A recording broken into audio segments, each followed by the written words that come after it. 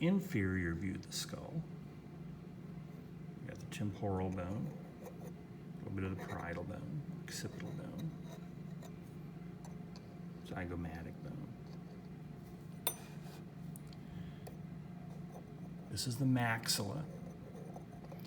This is the palatine process of the maxilla. And this is a separate bone called a palatine bone. And part of the sphenoid bone, this red is the sphenoid bone. These little flat plates here called pterygoid processes.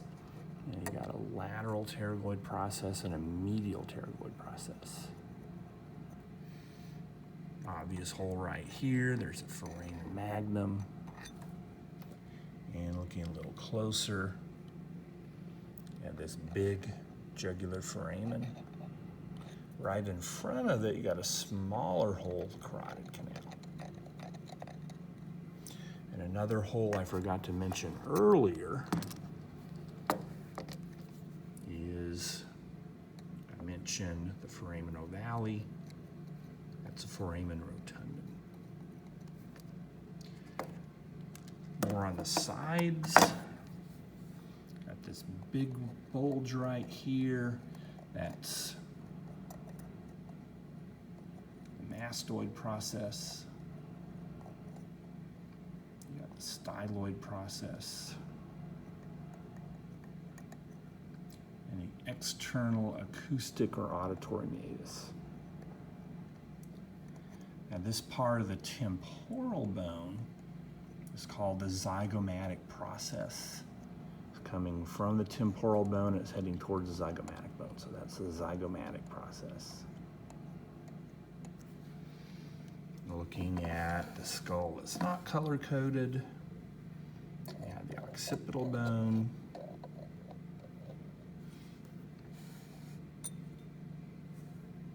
temporal bone, zygomatic bone. That's the maxilla, the palatine process. There's a palatine bone. Part of the sphenoid bone, we got the pterygoid processes. In the middle of the nose, you got the vomer.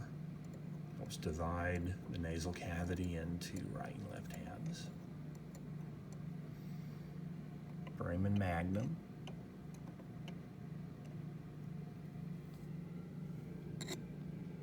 Jugular foramen.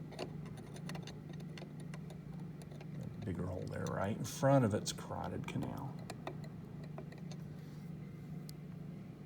Mastoid process. Styloid process. And between the mastoid process and the styloid process, you got a little hole right there called the stylomastoid foramen. External auditory or acoustic meatus. And here's the occipital bone. That bump you can feel on the back of your head, that's the external occipital protuberance. And coming from the external occipital protuberance, you have superior nuchal lines. And inside, one more part I wanted to point out. We have the foramen ovale. And that one's a foramen rotundum.